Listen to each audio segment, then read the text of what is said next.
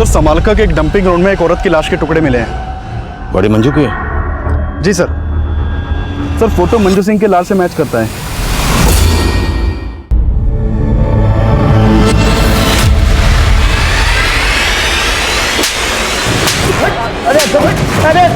अरे बात सुनो। जीवन चौधरी की इज्जत पे हाथ डाला तुमने। छोड़ इसको, छोड़ छोड़। पापा छोड़ दीजिए, छोड़ो।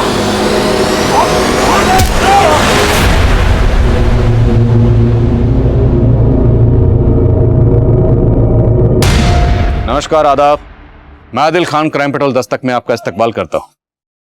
हम पुलिस वालों का सामना अक्सर खूंखार मुजरिमों से होता रहता है। ऐसे ऐसे खूंखार मुजरिम जिनकी महज दास्तान सुनकर ही आम इंसान की हवाइयां उड़ सकती हैं। ऐसा ही एक मुजरिम आम लोगों के बीच नहीं बल्कि मेरे घर की दहलीज तक आ पहुंचा था। आखिर किसी मुजरिम ने मेरे घर पर वो कटी हुई उंगलियां क्यों भेजी थी? उसके पीछे की दास्तान हैरत से भरी थी। एक आम इंसान से लेकर एक खूंखार मुजरिम बनने तक की दास्तान, जिसमें इंसानी जिंदगी का हर जज्बात था। लेकिन उन जज्बातों ने कब, क्यों और किन हालातों में उन गुनाहों को जन्म दिया, ये जानकर आप दंग रह जाएंगे। अरे अच्छे से पकड़ो।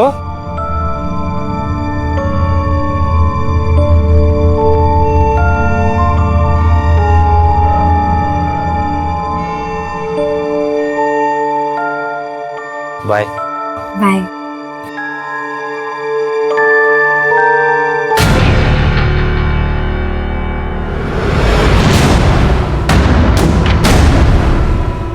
पापा शक्ल देखिए कभी अपनी है? ये चश्मा ना शक्ल ना सूरत। अरे बहन जी लगती है तू। और वो लड़का जो है ना बाइक पे चढ़ने आया था तने, वो 21 है तारे से। पक्का उसकी नियत में खोट है ना, जो तारे को भाव दे रहा है वो।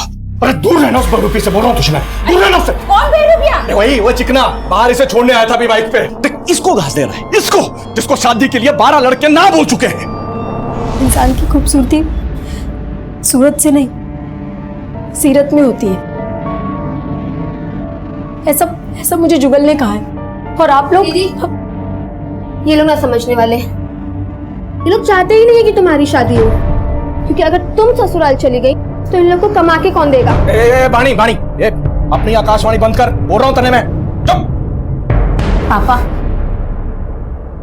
आपको समझने के लिए मुझे बानी के मशवरे की जरूरत ना है। मैं अच्छे से जानती हूँ कि आप लोग क्या चाहते हो। लेकिन अब मैं शादी करूंगी तो सिर्फ जुगल के साथ, और अब आप भी ना रोक पाओगे मन। रिंकी मेरी बात सुन। रिंकी! और चढ़ा लो सर पे से।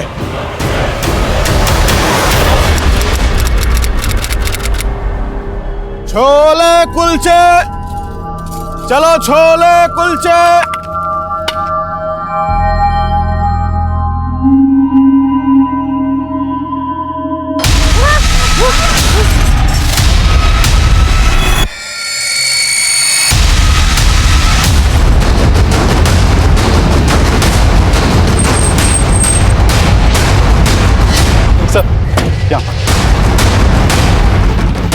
सर, यहाँ कचरे की थैली में ही उंगलियां कटी हुई मिली हैं। इन उंगलियों के अलावा कुछ और मिला? अभी तक तो नहीं सर, हालांकि हमारी टीम यहाँ आसपास सर्च कर रही है। इन उंगलियों को फॉरेंसिक के लिए भेजो। अगर इसका आधार आईडी होगा तो फिंगरप्रिंट स्कैन करके इसकी आईडी पता चल सकती है। इससे यह कंफर्म होगा कि वाकई में कोई मर्डर हुआ है या फिर कहानी कुछ और है।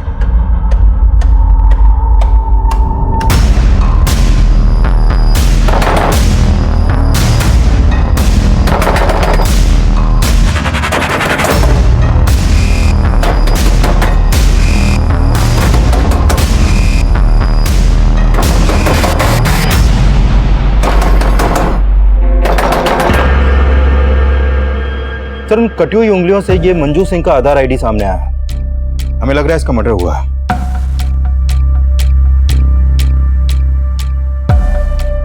करनाल पुलिस से कांटेक्ट करो और मंजू के आधार आईडी पे ये जो करनाल का एड्रेस है यहाँ पर जाओ। हो सकता है मंजू मिसिंग हो। Okay sir.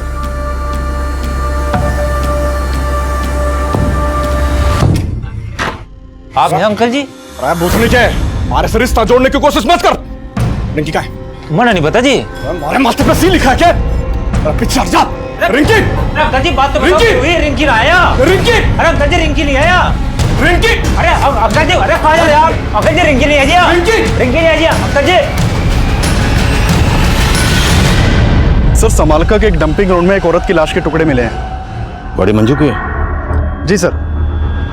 Sir photo Manju Singh के लाश से मैच करता है।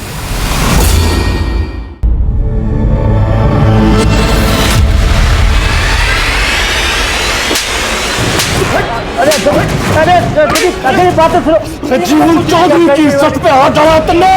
छोड़ो हाथ को, छोड़ो मुझे, छोड़ो। पापा छोड़ दीजिए उसको, छोड़ो।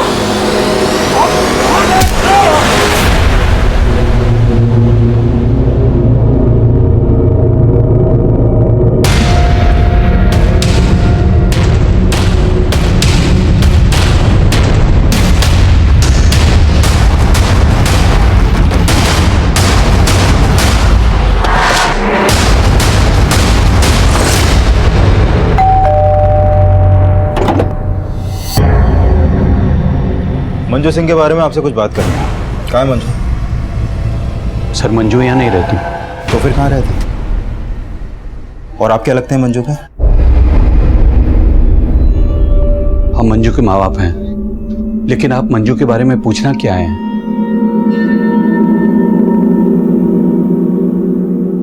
मंजू की आधार आईडी पर यहाँ का एड्रेस है। अगर वो यहाँ नहीं रहती तो फिर कहाँ रहती है? हमें नहीं मालूम। मंजू की कटी हुई उंगलियां मिली हमें, तो पॉसिबल है उसका मर्डर भी हो गया होगा। अब यहीं पर बताएंगे या फिर थाने ले जाकर बात करें आपसे?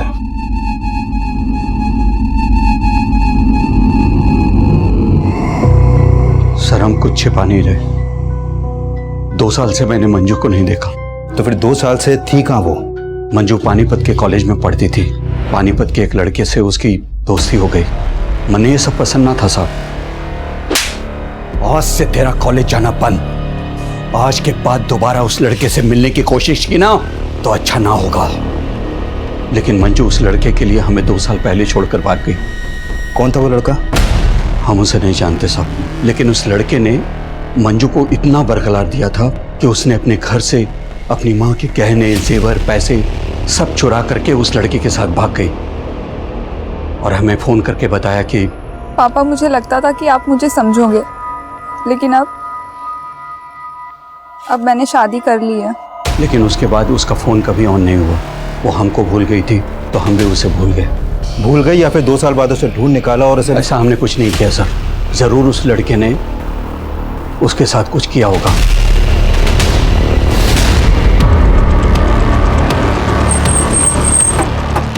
मंजू के माँ बाप का बयान क्रॉस वेरीफाई करो। हो सकता है वो झूठ बोले या कोई कहानी बना रहे हो। राइट सर, लेकिन मंजू के फादर ने मंजू का जो नंबर दिया था वो अब भी बंद है। उस नंबर के कॉल रिकॉर्ड्स निकलो। हो सकता है उसमें उस लड़के का नंबर हो जिसका जिक्र मंजू के फादर ने किया था। Okay sir. सर मर्डर बहुत ही ब्रूटली किया गया है। लाश के टुकड़े करके यहाँ पे डंप कर दिया गया और सर हाथ की उंगलियां कटी हुई हैं। मंजू की उंगलियों को काटकर पानीपत में फेंका गया और बाकी बॉडी को यहाँ समालखा में। और कातिल ने शायद बॉडी के इतने टुकड़े इसलिए किए हैं ताकि बॉडी की शिनाख्त ना हो सके। लेकिन उंगलियों को पानीपत में फेंकने के पीछे क्या मकसद हो सकता है? पकड़ कर उंगली इतना ले चलूं उस आसमान पर जहां मैंने तेरे लिए सितारों से एक घर बनाया है। दूर कहीं आसमान पर तेरे लिए खूबसूरत सा नया जहां बसाया है। एक और है। नहीं लोटन, बस। अरे बस का इंतजार तो उसने है जिसकी अपनी गाड़ी नहीं। अब बैठ मेरी ऑटो में, तू मेरी सवारी नहीं। सवारी नहीं, घोड़ा घास से दोस्ती करेगा ना तो भूखा मरेगा। अरे मौत तो मुकर्रर है सबकी, हम तो तुझ में अपनी जिंदगी देखते हैं। फिलहाल ना मेरी मॉम मुझे ढूंढ रही है और फोन में बैटरी भी चली गई। चलो। अरे तू ले मेरा फोन तो फोन करके अपने घर पे कर दे क्रांति। बोल दे वो अपने लोटन के साथ। तुम्हारा नाम सुनते ही ना मेरी मॉम लोटपोट हो जाएगी। अरे यार इतना सीरियस क्यों हो रहे हो? जब वक्त आएगा ना तो मैं सब कुछ प्यार से बता दूँ। ओके? क्या बता देगी? यही कि मैंने एक ऑटो वाले लोटन के साथ अपना मीटर डाउन किया है।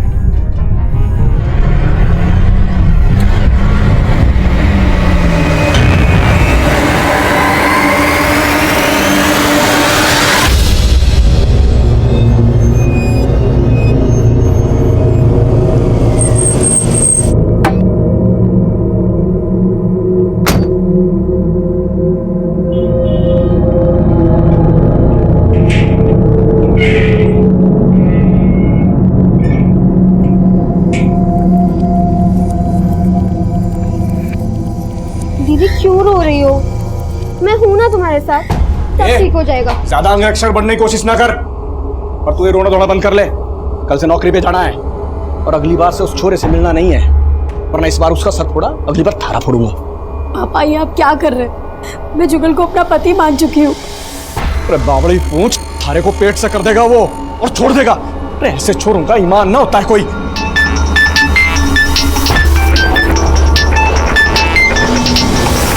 ना काट क्यों दिया? तने भी कोई पति बना रखा है क्या? ना बोल। आप मेरे और दीदी के साथ ऐसे पेश मत आया करो, वरना आदिल अंकल को बोल के आपको अंदर करवा देंगे।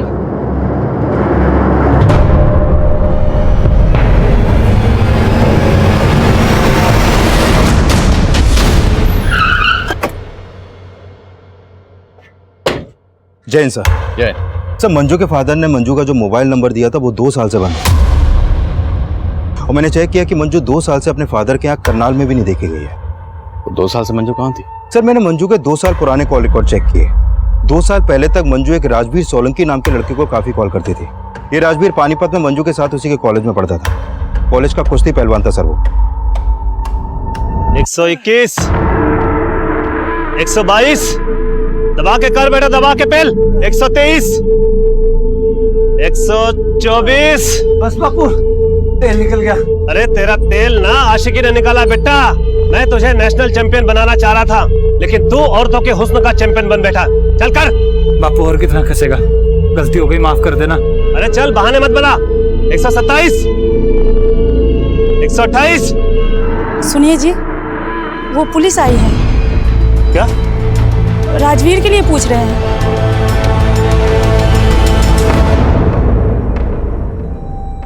क्या हुआ पहलवान? मुंह में दही क्यों जम गई?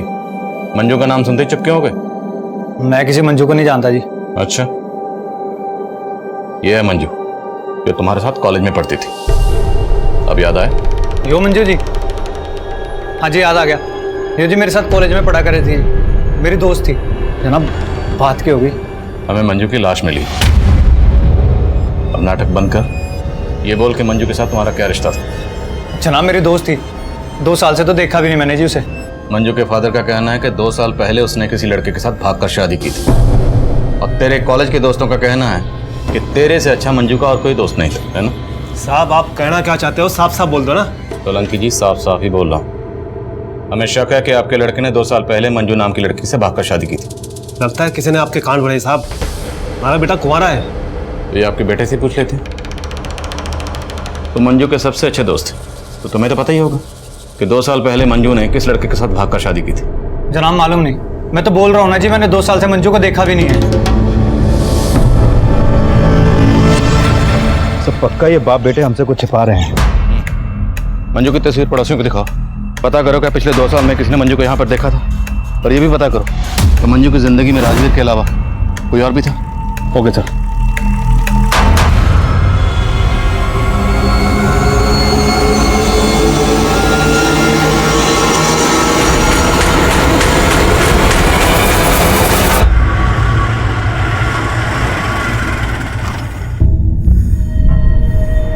चलो बाय। बाहर से भगाएगी, अंदर नहीं लेके चलेगी अपनी मम्मी से मिलवाने। सुपर रखो लोटन, ऊपर का फल मीठा होता है ना। तो घनी नमकीन है, नमकीन और मिठा एक साथ, कहीं बात अजमी ना हो जाए। बाय।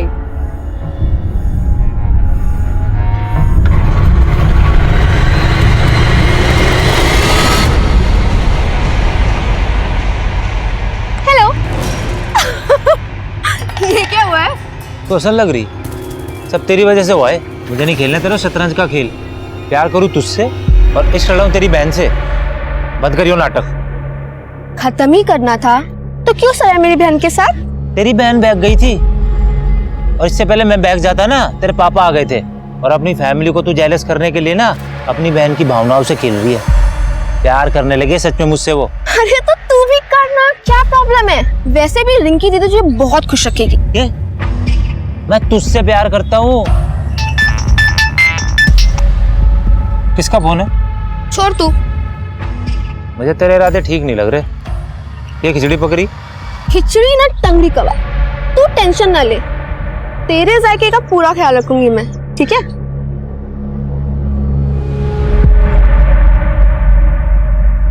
सर पिछले 2 साल से मंजू को राजवीर के घर के आसपास भी नहीं देखा गया, और राजवीर के पिछले 6 महीने पुराने कॉल रिकॉर्ड में भी मंजू का कोई दूसरा नंबर नहीं मिला। तो मंजू के माँ बाप झूठ तो नहीं बोल रहे कि 2 साल पहले मंजू किसी लड़के के साथ भाग गई थी? लेकिन सर मंजू की लाइफ में कोई ना कोई लड़का जरूर था, क्योंकि उसकी पोस्टमार्टम रिपोर्ट में यह भी सामने आया है कि मंजू 3 मंथ्स प्रेग्नेंट थी। प्रेग्नेंट? मौत की वजह? Excessive bleeding.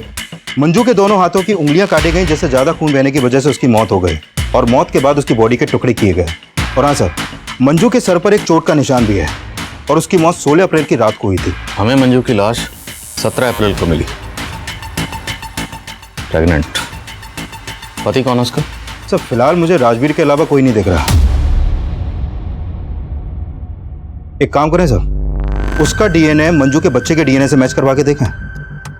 Chaudhary, DNA report आने में बहुत वक्त लग जाएगा, और हमारे पास वक्त है नहीं। मंजू के पेरेंट्स का कहना है कि 2 साल पहले मंजू घर छोड़कर भाग गई थी, तो हमें पता करना है कि 2 साल तक मंजू कहाँ थी और किसके साथ थी। एक काम करो, पानीपत में जितने मैटरनिटी हॉस्पिटल हैं सब जगह जाओ। मंजू प्रेग्नेंट थी तो किसी न किसी हॉस्पिटल में जरूर जाती होगी, हो सकता है वहां से हमें उसकी पति की कोई लीड मिले। Okay sir.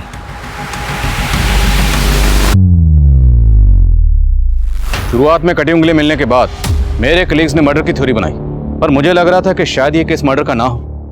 पर यह केस ना सिर्फ मंजू के मर्डर का था, बल्कि इस केस में एक से एक खौफनाक मंजर सामने आने वाले थे, जिसमें मंजू के मर्डर से लेके उसके जिस्म के टुकड़े टुकड़े करने के मंजर से भी कहीं ज्यादा खौफनाक मंजर थे। तब हम इस बात पे फोकस कर रहे थे कि मंजू का पति कौन है और मंजू के पेट में पल रहा वो बच्चा किसका था। मंजू की आप बीती में हमें मंजू के पेरेंट्स का रोल भी सस्पिशियस लग रहा था, क्योंकि उन लोगों ने मंजू की डेड बॉडी को भी क्लेम करने से मना कर दिया था।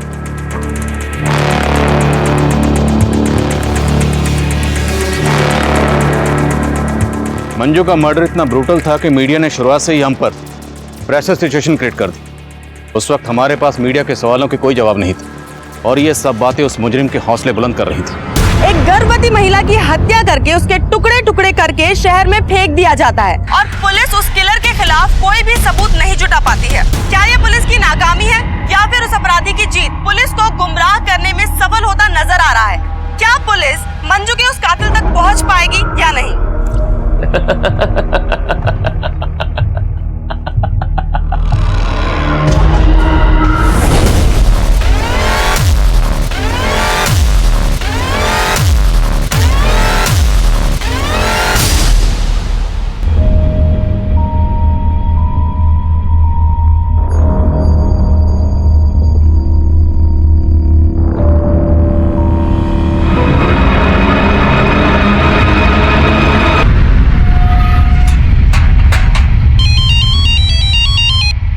हाँ चौधरी।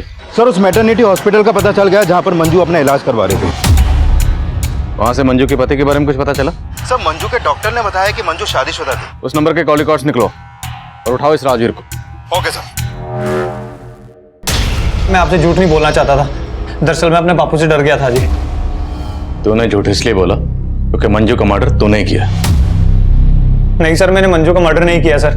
दरअसल हम दोनों ने 2 साल पहले भागकर शादी कर ली थी, और मेरी शादी के बारे में बापू को कुछ भी नहीं पता था। तेरे बापू ने मर्डर किया होगा फिर? नहीं सर, वो तो कभी उससे मिले तक नहीं थे, और वैसे भी मंजू ने 6 महीने पहले मुझे छोड़ दिया था जी। मंजू 3 महीने की प्रेग्नेंट थी, तूने माँ और बच्चा दोनों को मार दिया? जनाब मैंने नहीं मारा जनाब, मैं आपको बोल तो रहा हूँ, वो 6 महीने पहले मुझे छोड़कर चली गई थी। उसके पेट में बच्चा था, इसके बारे में तो मुझे कुछ मालूम भी नहीं है। मंजू रहती कहाँ थी?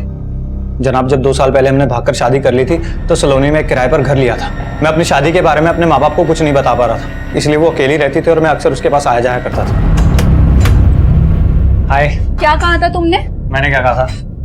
ये हमारा आशियाना है, लेकिन तुम तो इसे अपना गेस्ट हाउस समझते हो। तुम यहाँ सिर्फ संडे को आते हो। अरे मंजू, फिर वो एक ही बात पर ताना। क्यों ना मारू ताने? तुमने मुझे अपनी रखेल समझ रखा है। मैं तुम्हारी बीवी हूँ। देखो, अगर तुम्हें हिम्मत नहीं है मुझे अपने माँ बाप से मिलवाने की, तो तुम भी यही रुक जाओ, जिससे मैं तुम्हारे लिए अपने माँ बाप को छोड़ के आई हूँ। मंजू मुझे और वक्त चाहिए, समझो ना। थक चुकी हूँ मैं, अब मुझसे और सहन नहीं होता। देखो, या तो तुम मुझे अपने घर ले जाओ, या तो तुम अब से यही रहोगे।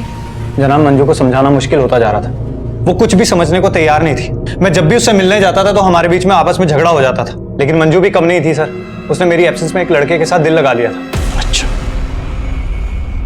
एक और झूठ। नहीं सर, मैं झूठ नहीं बोल रहा हूँ। जब आखिरी बार 6 महीने पहले मैं वहां गया तो मैंने मंजू के साथ उस लड़के को देखा।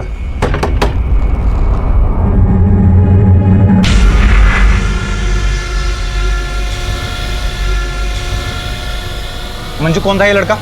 यहाँ क्या कर रहा था? दरवाजा खोलने में इतना टाइम क्यों लगाया? ये बोल के तुम कहना क्या चाहते हमने हो? आपस में बात करनी बंद कर दी थी और उसके बाद मैंने आना जाना भी वहां बंद कर दिया था। लेकिन हो ना हो सर, उस लड़के के साथ उसका कोई ना कोई तो चक्कर था ही, और वो बच्चा पक्का उसी का ही है। मेरा बच्चा नहीं है सर वो। कौन था वो लड़का? सर उस लड़के को मैं जानता नहीं, उसे पहली और आखिरी बार मैंने वहीं पर देखा था। लेकिन सर वो बच्चा मेरा नहीं था सर। तो बच्चा तेरा है या नहीं, ये मंजू की डीएनए रिपोर्ट से पता चल जाएगा। मंजू और राजवीर सलोनी में जिस घर में रहते थे उस घर पर जाओ। हो सकता है मंजू का मर्डर वहीं हुआ और बाद में बॉडी को डंप किया गया। Okay sir. Sir Panipat Karnal के बीच एक औरत की लाश मिली है, उसकी उंगलियां भी कटी हुई हैं।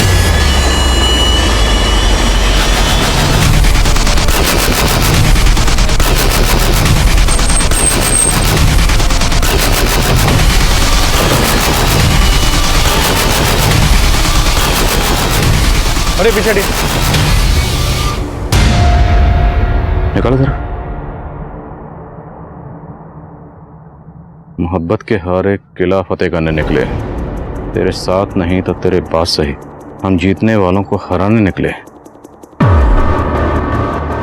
आखिर ये शायरो शायरी करके और उंगलियां काट के कातिल साबित क्या करना चाहता है? सर मंजू की लाश को टुकड़े टुकड़े करके डंप किया गया और इसकी सिर्फ उंगलियां काटी गई हैं।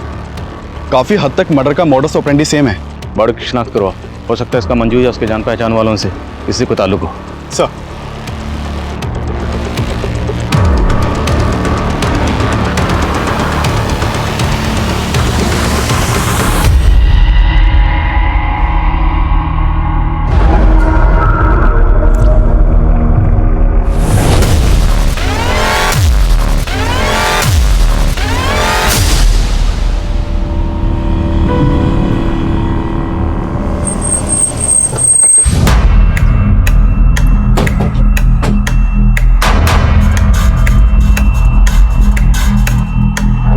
थोड़ा सा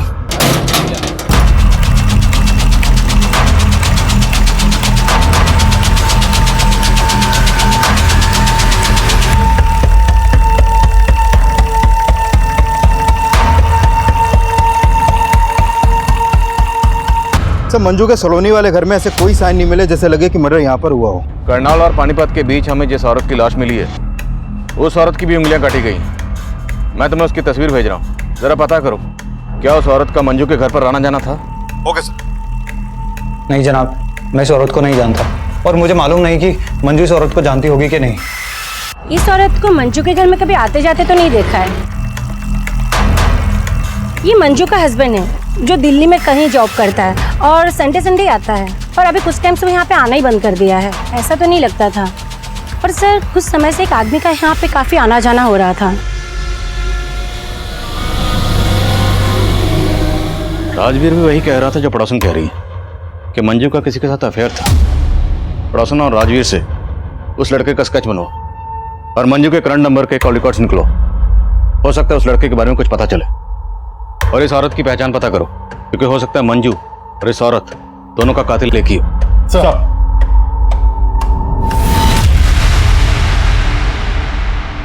अरे भाई ये ऑटो गाड़ी पार्क कर देना और एक भी स्क्रैच नहीं आना चाहिए।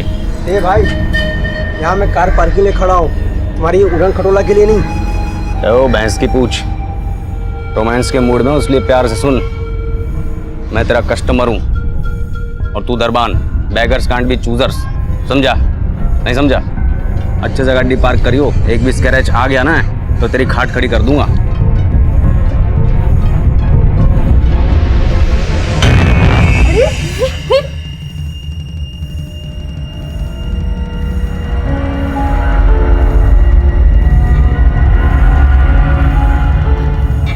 वेटर, लोटन सुनो ना, वो मैं कह रही थी कि जब हम घर जाएंगे ना,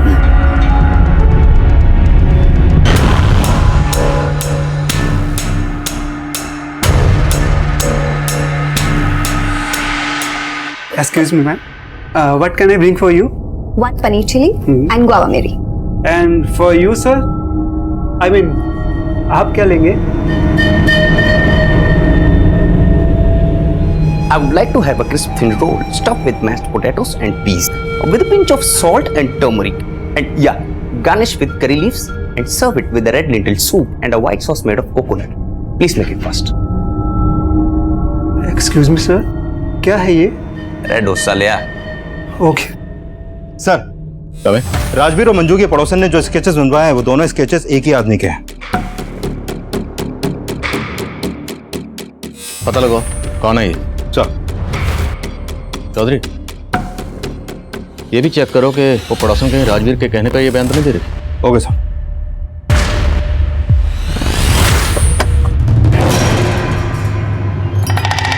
बाय।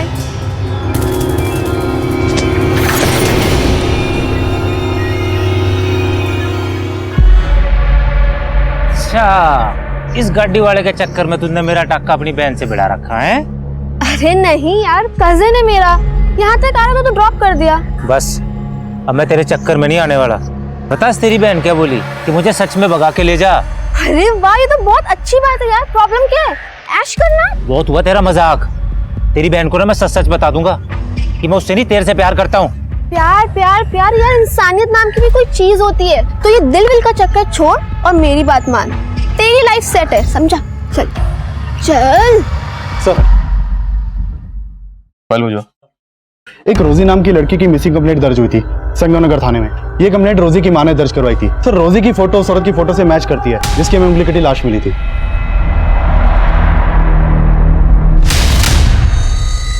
लो बेटा, दूध पी लो।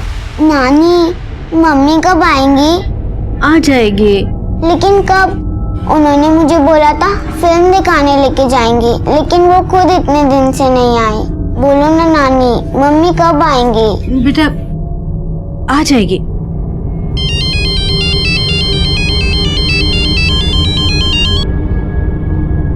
हेलो,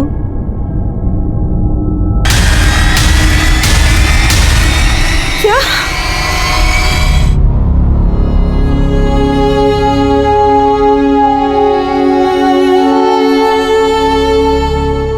सर, रोजी कॉल सेंटर में काम करती थी। 2 दिन पहले मैंने उसे आखिरी बार देखा था, तब वो कॉल सेंटर जाने के लिए घर से बाहर निकल रही थी।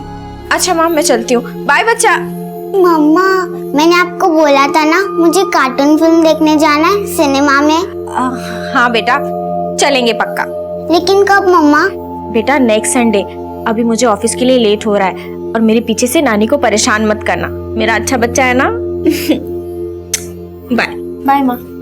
सर, उसके बाद रोजी का कुछ पता नहीं चला। अगली सुबह वो कॉल सेंटर से वापस ही नहीं आई, ना ही उसका फोन लग रहा था। लेकिन आपने संतनगर पुलिस स्टेशन को ये नहीं बताया कि रोजी कौन से कॉल सेंटर में काम करती थी? रोजी कहाँ काम करती थी उसने मुझे कभी नहीं बताया। आपकी बेटी कहाँ काम करती थी ये आपको नहीं पता? और आपने कभी पूछा भी नहीं उससे? सर, मैंने कई दफा उससे कहा था कि अपने कॉल सेंटर का पता घर में छोड़ दे। आपने बताया कि रोजी की बेटी है, उसका पति कहाँ? रोजी की अपने पति से नहीं बनती थी, इसलिए 3 साल पहले वो अपने पति से अलग हो गई थी। कहाँ रहता है वो जींद रोड पे रहता था और रोजी से अलग होने के बाद वो कहीं शिफ्ट हो गया था। कहाँ शिफ्ट हो गए? सर, वो मुझे नहीं पता।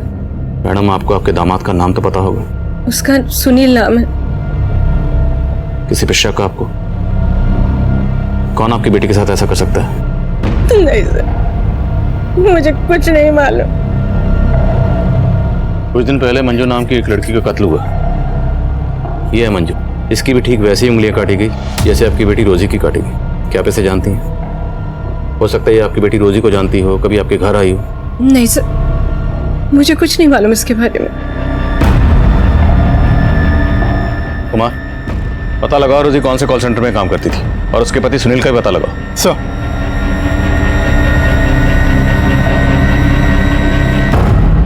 पुलिस ने उस दूसरी औरत की पहचान कर ली है जिसकी हाल ही में उंगली कटी हुई लाश मिली थी। लेकिन मंजू मर्डर केस की तरह ही पुलिस रोजी के इस मर्डर केस में फिलहाल कोई भी पुख्ता सबूत नहीं इकट्ठा कर पाई है और नाकामयाब नजर आ रही है। अब सबसे बड़ा सवाल ये उठता है, क्या मंजू और रोजी का कातिल एक ही है या ये कोई 2 अलग अलग लोग हैं?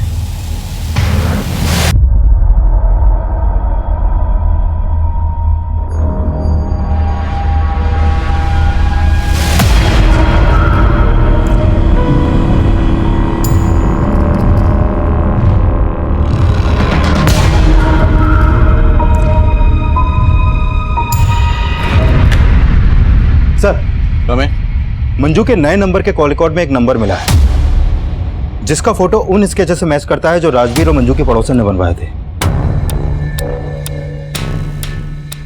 इसका नाम महेश सिंह है सर। इसका मोबाइल नंबर करनाल के एड्रेस पर रजिस्टर्ड है। करनाल? मंजू भी करनाल की रहने वाली थी? हाँ सर। और यह भी पता चला है कि यह महेश मंजू का कजन है। ये मंजू के कोई दूर के ताऊ का बेटा है। लेकिन मंजू के माँ बाप का कहना है कि वो बिल्कुल नहीं जानते थे कि 2 साल तक मंजू कहाँ रह रही थी। तो फिर ये मंजू का कजन ये मंजू से मिलने क्यों जाता था? और इसे कैसे पता कि मंजू कहाँ रहती थी? सर मैं हमेशा मंजू का सपोर्ट करता था सर। मानता हूँ चाचा जी उनकी शादी के खिलाफ थे, लेकिन राजवीर के साथ घर से भाग जाने के बाद से मैं लगातार मंजू के टच में था। लेकिन राजवीर का कहना है कि उसने तो मंजू को 6 महीने पहले ही छोड़ दिया था। सर राजवीर ने मंजू की जिंदगी बर्बाद करके रखी थी, बल्कि मंजू तो उसके खिलाफ कानूनी मदद भी लेना चाहती थी। चीट किया था सर उसने मंजू को। उसकी वजह से उसने अपना घर परिवार छोड़ा, अपने पेरेंट्स से अपना रिश्ता खत्म किया, और बदले में उसे क्या मिला? सिर्फ दुख। कहीं तुमने भी बदला तो नहीं लिया? मंजू के माँ बाप के कहने पर तुमने मंजू को... कैसी बातें करें सर? मंजू के पेरेंट्स को तो पता तक नहीं है कि मैं मंजू के टच में था। लेकिन मंजू का मर्डर हो गया, अभी तुम हमारे पास नहीं है। सर क्योंकि मैं दिल्ली गया हुआ था किसी काम से, और मैंने सोचा भी नहीं था कि मंजू के साथ इतना बुरा हो सकता है।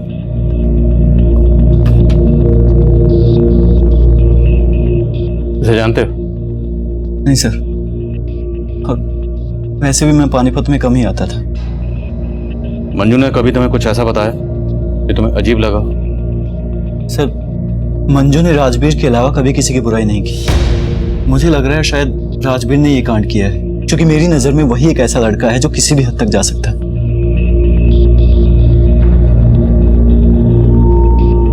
सर राजवीर और मंजू के पड़ोसन को लग रहा था कि ये महेश मंजू का लवर है, लेकिन ये तो मंजू का कजन निकला।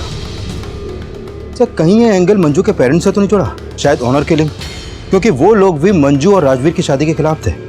अगर एंगल वाकई ऑनर किलिंग का है तो फिर राजवीर का बाप भी हमारा स्ट्रॉन्ग सस्पेक्ट है।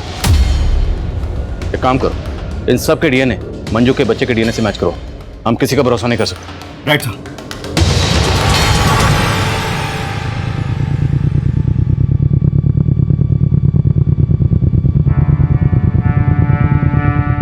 मंजू पापी नहीं थी। क्या बकवास कर रही हो? सच बोल रही हूँ, आपने तो उसे भुला ही दिया था, लेकिन मैं 2 साल से मंजू की शक्ल देखने के लिए तरस रही थी, और आपने मुझे मंजू से दूर रखा। टुकड़े टुकड़े करके किसी ने उसे जानवरों की तरफ फेंक दिया, और आखिरी बार में उसे कलेजे से लगा के रो भी न पाई। मंजू हमारा अतीत थी। वो 2 साल पहले ही हमारे लिए मर चुकी थी। अब उसकी जगह हमारी यादों में भी नहीं होनी चाहिए।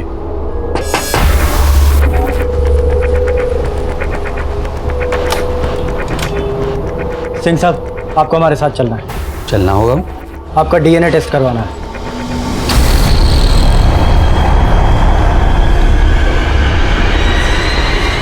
राजवीर,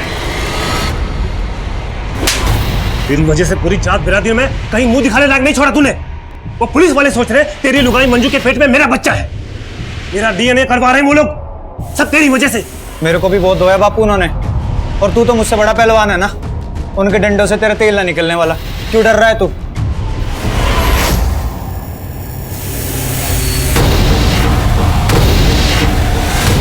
जब मियाँ बीवी राजी तो क्या करेगा काजी?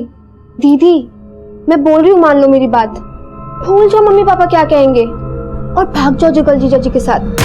बाकी की सारी सेटिंग मैं कर दूंगी पक्का, ठीक है? ए छोरी, क्या सिखा रही है अपनी बहन को? अजी सुनते हो? जल्दी आओ। क्या सिखा रही है? हाँ बोल, क्या सिखा रही है? देखो क्या, क्यों चिल्ला रही हो? ये दोनों बहनें मिलकर क्या प्लान बना रही है? ये उस लड़के को जीजा जी बोल रही है, और इसे बोल रही है उसके साथ भाग जा। मैं ऐसे कैसे भाग जाएगी? मैं क्या बावली पूछूं?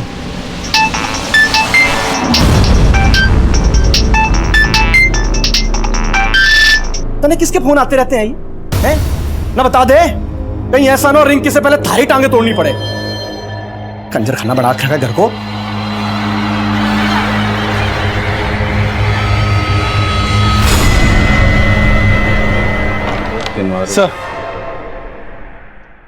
सर रोजी के कॉल रिकॉर्ड में मंजू या मंजू से जुड़े किसी भी इंसान का नंबर नहीं मिला।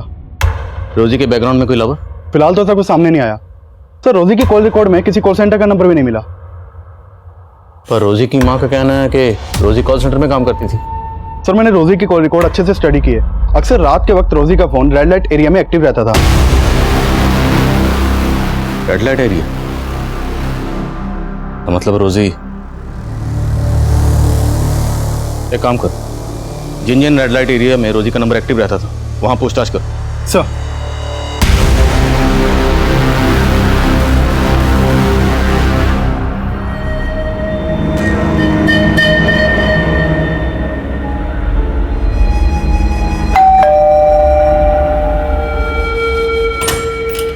मम्मी, ये मेरा दोस्त लोटन। नमस्ते। Lotan, strange name. जी, यो नाम मेरी मम्मी ने दिया है जी। अच्छा, प्लीज कम, हैव सीट। तो लोटन, तुम काम क्या करते हो? ऑटो है जी मेरा। Auto driver? नहीं जी, मतलब ऑटो मेरा खुद का है, मैं ओनर हूँ उसका, और अपनी मर्जी का भी। मम्मी, आपको पता है मैं ना लोटन के ऑटो में ही रोज कॉलेज जाती हूँ और पता नहीं टाइम कैसे बीत जाता है, पता ही नहीं चलता। आपको पता ही है ना, बातें ऐसी करता है कि कोई भी इंसान ना हंस के लोटपोट हो जाए। शैली, तुम इस ऑटो वाले को यहाँ मुझसे मिलवाने लाई हो? तेरा दिमाग तो ठीक है, इसमें प्रॉब्लम क्या है? प्रॉब्लम है you don't know these illiterate people. Auntie, I'm definitely an auto driver, but I've planned everything. I've planned my future, and trust me, it's bright. I'll soon begin my own startup. जैसे cab services होती हैं, वैसे auto services. I've planned everything. मेरी सारी plannings में अच्छी तरह समझ गई। अब निकल यहाँ से, और दोबारा मेरी बेटी से मिलने की कोशिश की ना तो अच्छा नहीं होगा। फ्रॉड। बेबी बेबी लोटन, एक बात सुनो, हम बैठ के। Cool babes. कोई बात नहीं, तेरी मम्मी को मैं पसंद नहीं आया।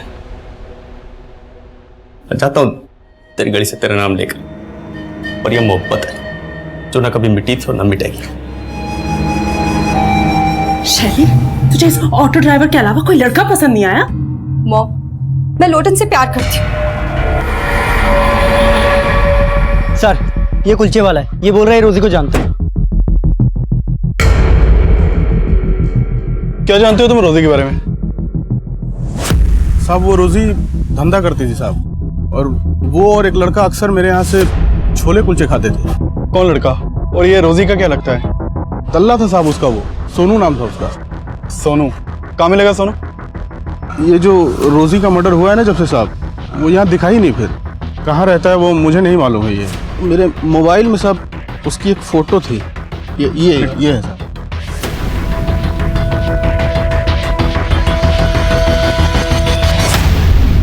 खा लो। मुझे नहीं खाना। थोड़ा सा खा लो। नहीं, जब तक मम्मी नहीं आएगी मैं कुछ नहीं खाऊंगी।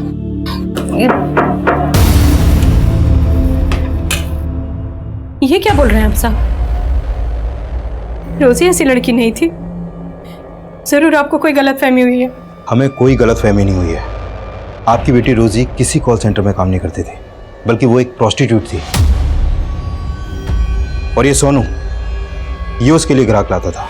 सर, ये तो सुनील है, रोजी का पति। सुनील? जी। रोजी का पति? जी, यही सब गलत काम करता था सर, इसलिए रोजी ने इसे छोड़ रखा था। जरूर इसी ने मजबूर किया होगा मेरी बेटी को। रोजी ऐसी नहीं थी सर। अच्छा, ये सुनील उर्फ सोनू आजकल है कहाँ? कुछ तो आइडिया होगा आपको? सर मुझे नहीं मालूम।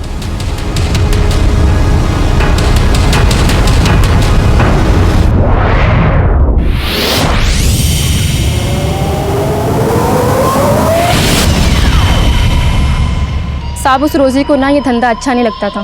तो क्या सोनू उससे जबरदस्ती काम करवा रहा था? वो तो अपनी बेटी को बढ़ाने के लिए, उसको पालने के लिए सब करती थी। सब वो हमारे साथ ना बहुत टाइम से धंधे पे थी। सब वो तो उसके लिए और हमारे लिए ग्राहक लेके आता था। ये सोनू मिलेगा कहाँ, तुम्हें मालूम है? उसका फोन तो कई दिन से लग नहीं रहा है, लेकिन हाँ, उसका एक दोस्त है जाकिर, उसके घर पे उसका आना जाना था। जाके उससे बात करो। कहाँ रहता है जाकिर?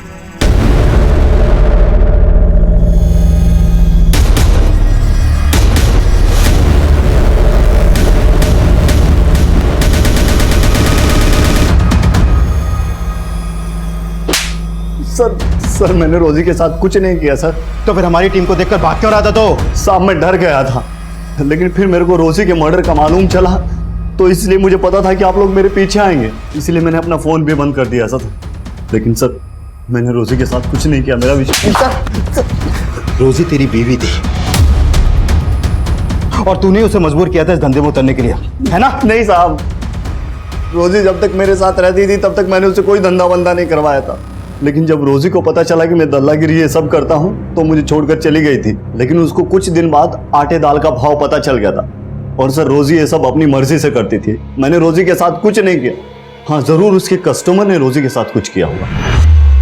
कौन कस्टमर? सर कुछ रोज पहले एक टैक्सी वाला आइटम ढूंढते हुए हमारे एरिया में आया था, उसने रोजी के साथ कुछ किया होगा। मैंने रोजी को आखिरी बार उसी के साथ देखा था सर। उसके बाद रोजी लौटकर वापस नहीं आई। फिर मालूम चला कि रोजी की लाश मिली। कौन था वो टैक्सी वाला? ये तो मुझे मालूम नहीं है, पहले कभी मैंने देखा नहीं था। टैक्सी का नंबर देखा था? इतना कहाँ याद रहता है सर, मुझे तो ठीक से उसकी शक्ल भी याद नहीं है, लेकिन ये बात पक्की है कि सर वो सरदार था और उसी ने रोजी के साथ कुछ किया होगा।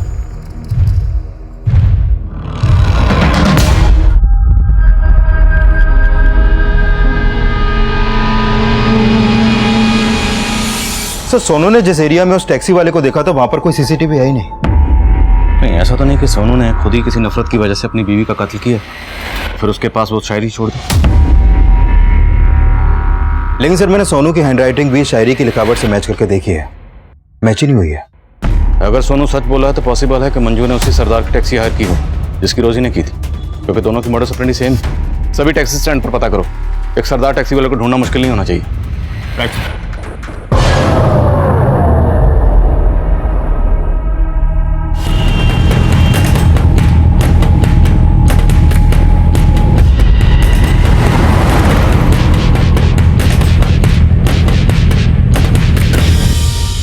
सर मैंने पानीपत और आसपास के एरिया के लगभग सभी टैक्सी स्टैंड्स में चेक किया, लेकिन ऐसा कोई भी सरदार नहीं मिला जिसकी एक्टिविटी सस्पिशियस हो और वो टैक्सी चलाता हो।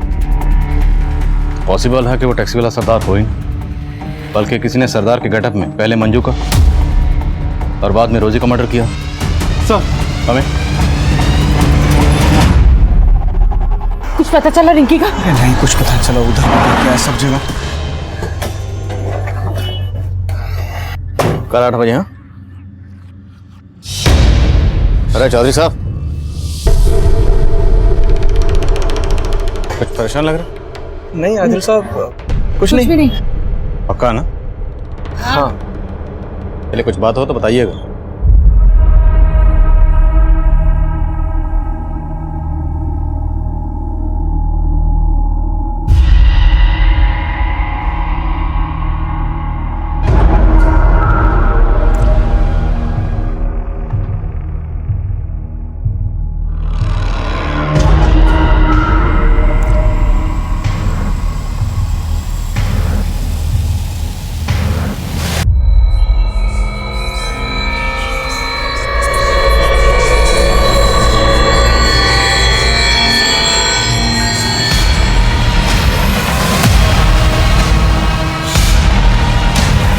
पुलिस की ड्यूटी में क्या हाल किया मेरा, न क्रिमिनल मिला न मेडल, इधर से उधर बस खाक छानते रहे। वाह वाह, जरूर बोल दीजिए आदिल साहब, क्योंकि अब इस चौथी लड़की की लाश ढूंढते ढूंढते तोते उठ जाएंगे आपके।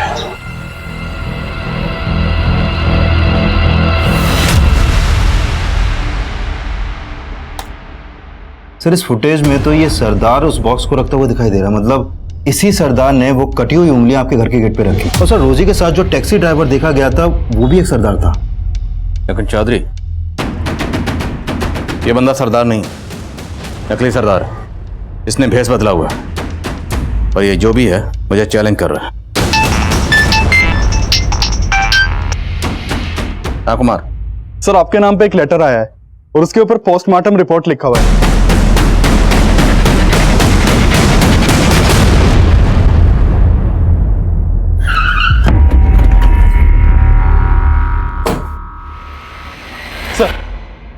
Sir letter.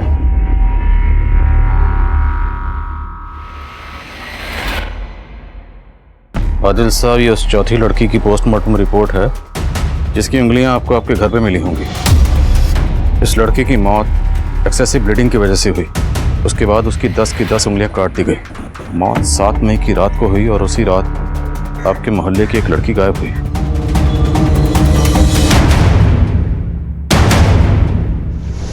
कुछ परेशान लग रहा है? नहीं आदिल साहब, कुछ नहीं। पता करो ये लेटर कहां से पोस्ट किया गया। सर सब जगह देख लिया उसको, है ही नहीं वो कहीं पे। समझ नहीं आ रहा कहां ढूंढे उसको जाके।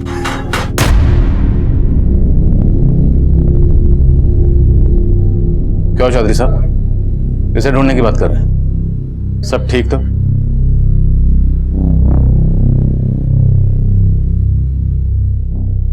रिंकी कहाँ है? आदिल साहब समझ में नहीं आ रहा किस मुंह से बोलो।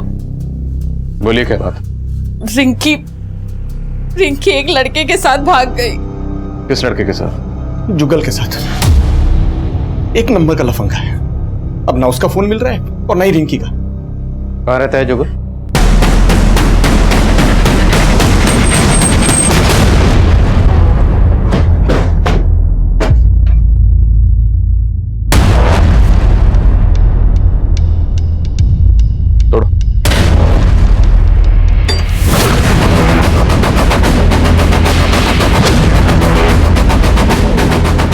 चेक करो सब जगह।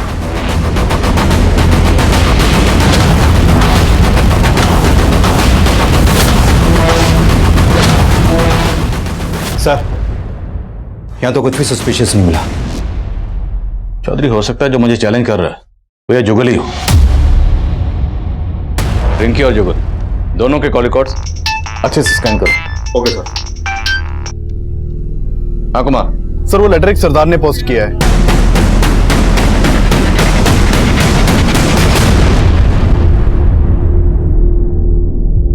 ये जुगल या जुगल से कनेक्टेड कोई हो सकता है कि मेरे पड़ोस में रिंकी के अलावा और कोई मिसिंग नहीं है।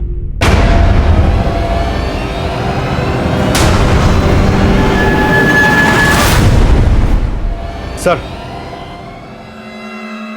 रिंकी का फोन पानीपत बस अड्डे के पास बंद हुआ था, लेकिन जुगल का फोन रिंकी का फोन बंद होने के 4 घंटे बाद उसके घर वाले एरिया में ही बंद हुआ था। जुगल के कॉल रिकॉर्ड्स में कुछ सस्पिशियस? सर जुगल ने लास्ट कॉल एक सुबोध नाम के लड़के को किया था। ये उसका फोटो है सर। सर मैंने इस सुबोध के भी कॉल रिकॉर्ड चेक किए हैं। सर ये सुबोध रिंकी की छोटी बहन बानी को भी बहुत कॉल करता था। पूछताछ करो जरा सुबोध से। मैं बानी से मिलता हूँ। सर जुगल से मेरा कोई लेना देना नहीं है। तो फिर जुगल ने तुझे फोन क्यों किया था? दरअसल सर बात यह है कि मैं एक बानी नाम की लड़की से बहुत प्यार करता हूँ। सर काफी टाइम से हमारा अफेयर चल रहा था। सर जुगल ने एक दिन फोन पे मुझे बोला कि बानी मुझसे चीट कर रही है। सर बानी का जुगल के साथ भी अफेयर चल रहा था। वो क्या है कि जुगल से मन भर गया था उसका, इसलिए अपनी बहन रिंकी से टांका पिट करवा रही थी उसका। ये जुगल कहाँ है अभी? अंकल वो मैं जुगल को प्यार नहीं करती थी, लेकिन वो लड़का अच्छा था। इसके लिए मैंने सोचा कि दीदी को उसके साथ, लेकिन मैंने जैसा सोचा था ना वैसा कुछ भी नहीं हुआ। मुझे तो सही उम्मीद नहीं थी बानी। तू जुगल से प्यार करती थी और तूने मुझे धोखा दिया। नहीं दीदी ऐसा कुछ भी नहीं है जैसा आप सोच रहे हो। आपको जरूर कोई गलतफहमी हुई है। कोई गलतफहमी ना हुई। मैंने रिंकी को सब कुछ सच सच बता दिया है। सुबोध उसका जुगल से क्या कनेक्शन? जुगल ने सुबोध को भी मेरे खिलाफ बोल दिया था। मेरे घर के बाहर कटी हुई उंगलियां मिली किसी लड़की की, और हमें शक है कि शायद वो उंगलियां रिंकी की हैं। क्या बात कर रहे हैं खान साहब? बानी बोलो जुगल कहाँ? अंकल मैं आपको सच में बोल रही हूँ, मुझे नहीं पता जुगल कहाँ है।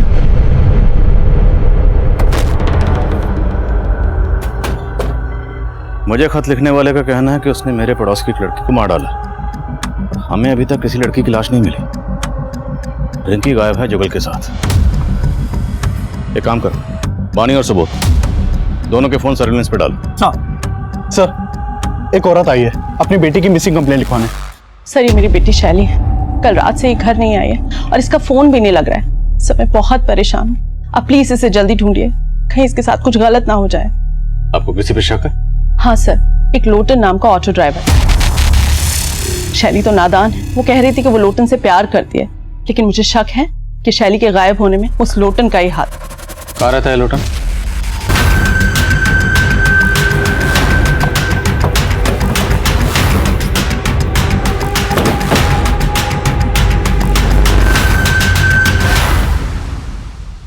ताला तोड़वाओ।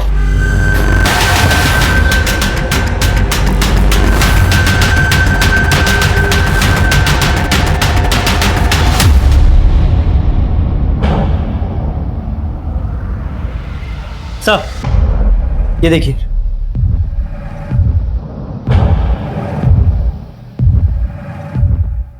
सर ये देखिए, यहां पर भी ब्लड के ट्रेसेस है,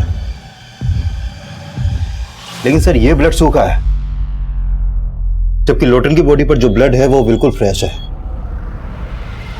फिर ये ब्लड किसका है?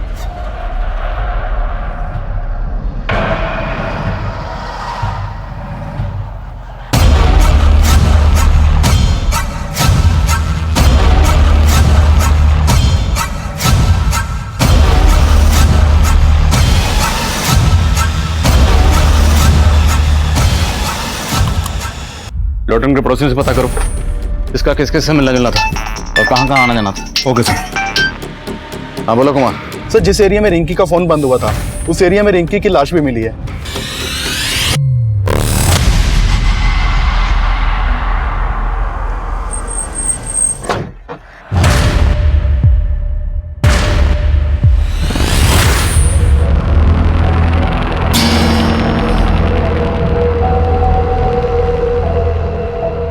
तेरे कूचे में कटी उंगलियां फेंक के हम सीना तान के निकलते हैं। मैं वो हूं जिसका आप तसव्वुर भी नहीं कर पाएंगे।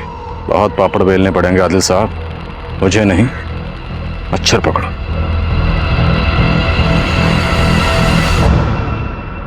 कुमार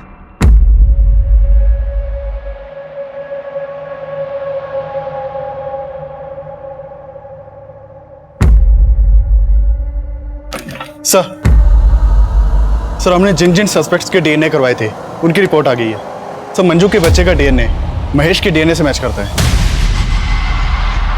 हाँ सर, मैं मंजू का कज़न हूँ, लेकिन साथ ही साथ उसे पसंद भी करता था। फिर हमें अचानक एक दिन पता चला कि वो पेट से है। सर मैंने मंजू को कई बार बोला कि वो अबॉर्शन करवा ले, लेकिन वो नहीं मानी सर। कि इसका मतलब ये नहीं है सर मैं उसे मार दूंगा। नहीं सर, मैंने मंजू को नहीं मारा सर। जुगल, सुबोध और महेश ये सभी हमारे स्ट्रॉन्ग सस्पेक्ट्स थे, लेकिन इनमें से किसी का भी इन मर्डर्स में कोई हाथ नहीं था। और हमें पक्का यकीन था कि कातिल जो भी है उसका शैली और लोटन से कोई ना कोई कनेक्शन जरूर है। इसलिए हमने इस केस की हर बारीक से बारीक चीज को रिविजिट करना शुरू किया और एक नया नतीजा सामने आया। सर पूछताछ में पता चला है कि लोटन का एक चरण नाम का दोस्त हुआ करता था जो टैक्सी चलाता था और वो लोटन के साथ ही रहता था, लेकिन कुछ टाइम पहले उसने लोटन का घर छोड़ दिया था। सर ये चरण लोटन की हत्या के बाद से गायब है। और कोई खबर? सर चरण के बारे में ये पता चला है कि वो यूपी का रहने वाला था और आईपीएस की तैयारी कर रहा था। और ये भी सामने आया है कि ये चरण मंजू के ही कॉलेज में पढ़ता था, वो उससे 2 साल सीनियर था। सर लोटन के एक ऑटो वाले दोस्त से चरण के एक ठिकाने का पता चला है। मैंने अपनी एक टीम को भेजा है वहां पर।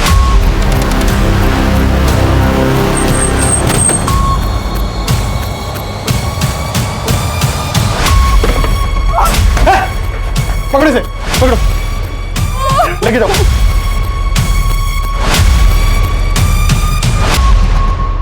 लाइफ बहुत स्ट्रेंज है आदिल साहब। आदमी जो सोचता है वो कभी होता नहीं है। मैंने जो आईपीएस बनने का सपना देखा था, अगर आज वो पूरा हो गया होता ना, तो आज औहदे में मैं आपसे ऊपर और आप मेरे से नीचे होते। हरियाणा के हर्ष राठौर जी जैसा बनना चाहता था। आईपीएस मैंने एग्जाम भी दिए थे, 4 बार फेल हुआ सर। तो 4 बार क्या 6 बार भी अगर फेल हुआ होता, तेरी इस फेलियर का इन मर्डर से क्या ताल्लुक है? मेरे इस फेलियर का उन मर्डर से ताल्लुक है, क्योंकि इसी फेलियर की वजह से ना मैंने बहुत कुछ खोया है। मंजू को भी बहुत प्यार करता था मैं मंजू से, लेकिन मंजू को तो राजवीर पसंद था ना। सब कुछ भुला के मैं आईपीएस की तैयारी में लग गया। मैंने एग्जाम्स भी दिए थे, पता नहीं उन लोगों को क्या हुआ, मुझे फेल कर दिया। इसलिए मजबूरी में मुझे टैक्सी ड्राइवर बनना पड़ा। फिर एक दिन मुझे मंजू मिली। मैं कॉलेज के दिनों से तुमसे बहुत प्यार करता हूँ। अगर तुम हाँ करो तो हम लोग शादी भी कर सकते हैं। नहीं चरण, मैं अपनी जिंदगी किसी और के नाम कर चुकी हूँ। मतलब राजवीर फिर से? राजवीर नहीं, महेश। महेश का नाम सुन के ना मेरा दिमाग घूम गया था। अपने ही कजन के साथ। छी, अरे 3 महीने का बच्चा था उसके पेट में, पता है? मेरा इतना दिमाग घूम गया ना, मैंने उसकी गर्दन पकड़ के ऐसे दीवार में दे मारा। मैंने उसे मारा।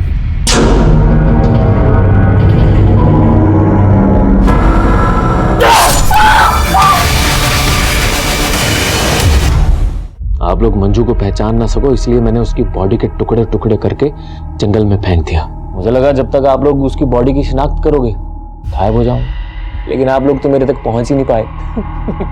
सर, हंसी आती है मुझे आप लोगों पे, और गुस्सा भी। करप्शन से भरे सिस्टम की वजह से ना मैं आईपीएस नहीं बन पाया, इसीलिए अपनी काबिलियत साबित करने के लिए ना मैंने आप लोगों का इम्तिहान लेना शुरू किया। सबसे पहले मैंने उस धंधे वाली रोजी को मारा।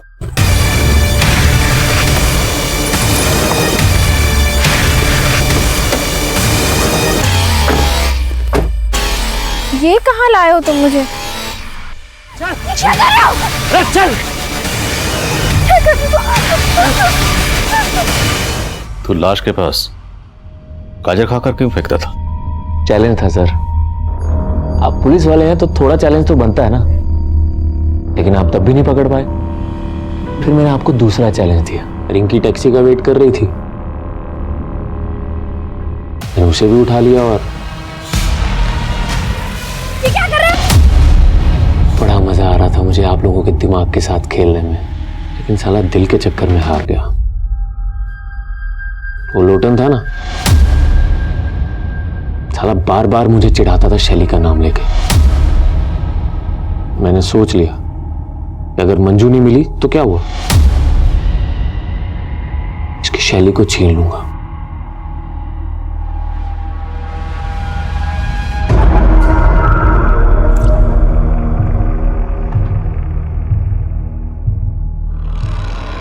मैंने लोटन को भी मार दी। तेरी तरह नहीं, आईपीएस का झंडा लेकर घूमा जिंदगी भर और कुछ नहीं उगाड़ा। मेरी पढ़ाई और मेरी आईपीएस के बारे में कुछ मत बोलना, समझा? तू नहीं जानता मैंने कितनी मेहनत की है आईपीएस बनने के लिए। काय की मेहनत? 20,000-25,000 हजार की नौकरी कर रहा होता अगर मुझसे थोड़ी बहुत इंग्लिश सीख लेता तो। ऑटो ड्राइवर तेरी, तू मुझे अंग्रेजी सिखा, तू मुझे अंग्रेजी सिखाएगा। लोटन को मारने के बाद मैंने शैली को भी उठा लिया। शैली बस मेरी होने ही वाली थी कि आप लोग आ गए और मुझे उठा के यहां ले आए। क्या बनना चाहता था? IPS, Indian police service. Police वाला बनना चाहता था, लेकिन इतना भी नहीं जानता कि कानून किस तरीके से काम करता है। जानता तो ये जरूर पता होता कि मुजरिम कितना भी शातिर क्यों ना हो, एक ना एक दिन कानून के हत्थे जरूर चढ़ता है। चरण आज भी सलाखों के पीछे अपने गुनाहों के लिए सिर्फ सिस्टम को ही कसूरवार समझ रहा है, जबकि सच ये है कि इंसान अपनी हालत और हालात के लिए खुद भी जिम्मेदार होता है। किसी इंसान की कामयाबी का फैसला इस बात पे भी होता है कि उस इंसान ने अपनी गलतियों से क्या सीखा। ये केस मंजू के मर्डर से शुरू हुआ था।